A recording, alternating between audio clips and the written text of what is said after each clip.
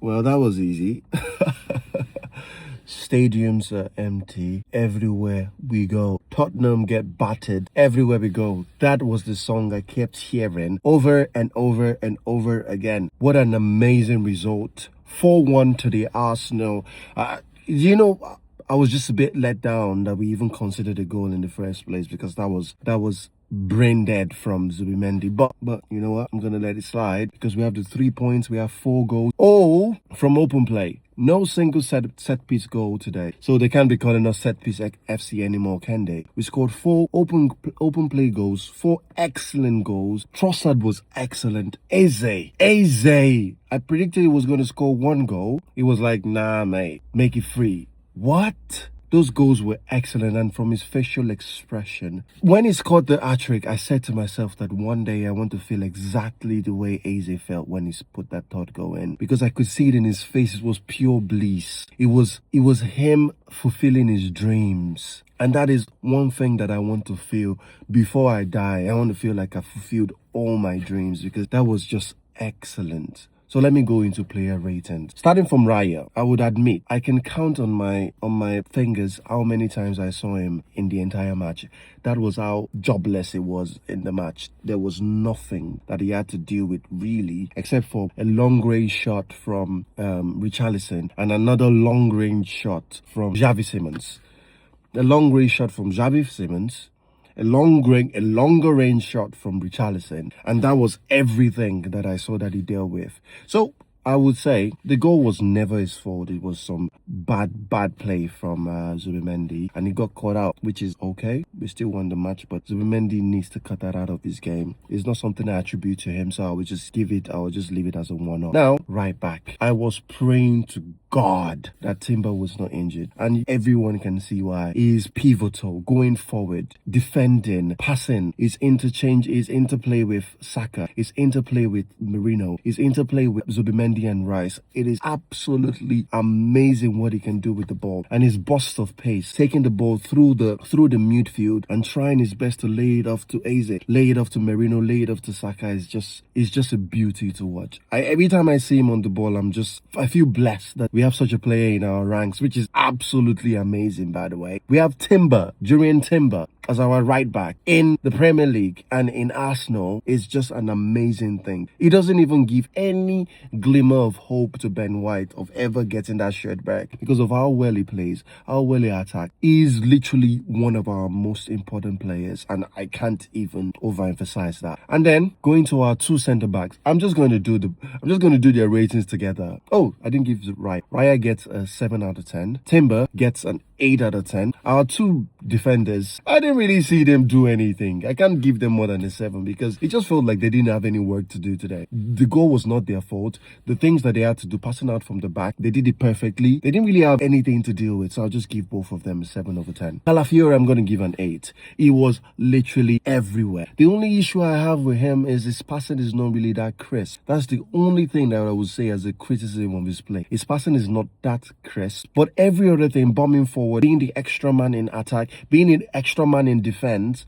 being the extra man in the midfield, is just absolutely everywhere. And I see exactly why it is difficult for Lewis Skelly to take the shirt from him, because he does exactly what Mikel Arteta hopes that he would do. And then to the two midfield players, I would give Zubimendi a 7 out of 10, but I would give Rice a 9 out of 10. He was everywhere today. Interceptions, blockages, winning the ball back, passing between the lines, doing what we know that he does, and even doing it better. Even the little spat that he had towards the end, he kept it cool and did not start throwing hands or pushing or doing all that. Even with the way he was agitated and all, he still kept his cool and got the yellow card he actually deserved for the tackle. Aside from that, he was absolutely excellent. The only reason I'm giving Zubimendi a 7 is because of the situation that led to their goal. He could have laid the ball to the left, he could have passed to the right, could have even passed the ball back to Raya, because Raya already came closer to assist to give him a chance to, a line of pass. So he should have not delayed on the ball for that long, and that is what led to their goal. And we saw, like the commentator said, goals change matches, or goals change games. When they score, that's when it seemed like they had this little,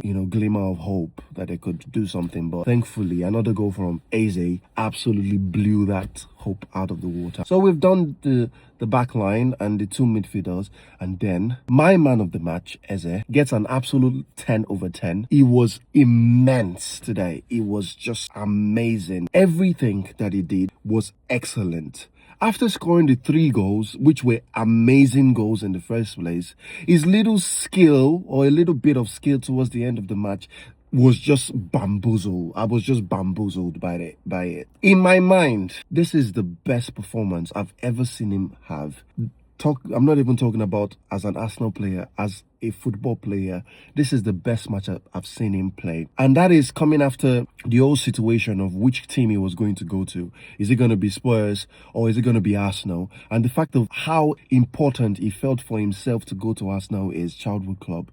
And then in the North London derby, scoring an hat-trick and being the absolute man of the match is just the dream. It is just the dream. And I'm so happy for him, so happy for his family, so happy for his journey, coming all through the ranks and through the different academies and, you know, trying his best, showing what he can do, and then getting his dream move, and then scoring an hat-trick in the North London derby is just amazing, and I'm so happy for him. And then we're going to the right to talk about Mr. Bukayo Saka. I'm gonna be honest, he was very good today, but he is still a shadow of what I remember him as. That is not to say that he had a bad game. He had a very good game, but his shooting, I remember his dribbling, beating the man at every time, and, you know, creating chances and all that. That's what I remember of him. It's a good thing that we can make chances from other routes or score goals from other routes in the team. It's absolutely amazing for us.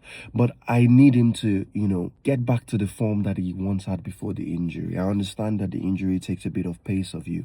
It like makes you doubt yourself, makes you go into tackles with half-hearted approaches and all that. I understand, and I know that he's going to get back to his best, but because he did great at the things he did, but I know he can do better. For his standard, 7 is like his bare minimum. So he was very good today, but it was not excellent. And going to Trossard again, with the passing, with the dribbling, with the first touches, with the 1-2s, with the shots on target, because he scored the goal that opened up the scoring for today. It was absolutely amazing. I'm gonna give him a 9. The reason I'm giving him a 9 is because we have a 10, which is the man of the match, but he was excellent. I think he had 2 assists and a goal. Great. I'm really impressed with what he did today. And then to our striker, the one guy that I can't wait for Gyökeres to come back. But I'll be honest, Merino was very good today also. He's going to get an 8. He was instrumental in the first goal. My only issue with him is that he always comes back to midfield, and that is a total contrast of Gyökeres. Gyökeres likes to pin back the defenders, but today it didn't really matter. He did what he had to do to pass the ball to Trossard for the first goal, and he did what he had to make sure that we were able to, you know, have chances and score and have our intricate passes and all that. But I want my Gyökeres back. He had an 8 over 10 game. I would give that to him because of his assist and his overall play. But I need my Gyökeres back. Not an agenda. He's not a striker. I need my striker back. And for Arteta, the game plan today, I'm going to give him an absolute 10 over 10. The game plan today was spot on. From the first kick of the ball to the last kick, I could tell that this is something that was well thought of. He had a plan of exactly what to do. He had a plan, even with the curveball that was thrown by Tottenham's coach, the curveball of having 5 defenders. His plan still worked perfectly. It's almost as if he saw it coming, because they couldn't get out of the box for the first 20 minutes. After the first 20 minutes, we already had like almost 80% possession. They didn't have a kick of the ball. They didn't even have a single shot in the first half. That is how impressive, how dominant that we were in that match. So this is like an excellent bit of planning, an excellent bit of team selection, an excellent bit of game plan from Arteta, and I'm going to give him a 10 over 10. And the fans also, I could hear them from my TV screen. It almost felt like I was powerful. I was part of them. Almost felt like I was in the crowd. I could hear them. They kicked every single ball with the players. They did every single thing that I was expecting. Even when we went to go down, they were still shouting and singing. Not really when they go down, by the way, but even when we considered the goal, they were still singing, shouting and clamoring and helping the boys. And I'm so impressed. And you know, if this is what we're going to be doing going forward, there is nothing that is going to stop us from winning the league. Remember, we did not have Gyökeres in this game. We did not have Odegaard in this game. We didn't have Kai Havertz in this game. Madueke came in from an injury. We still have a couple players that were out. Even our best defender is out. And I honestly can't tell you that we missed any of them today. That's how impressively we played. And I cannot overemphasize how well this match would go for us moving forward in the season. We can do better. This was great, but we can do better. We can stop conceding goals, because we already conceded 3 goals in the last 2 matches, which is unlike Arsenal.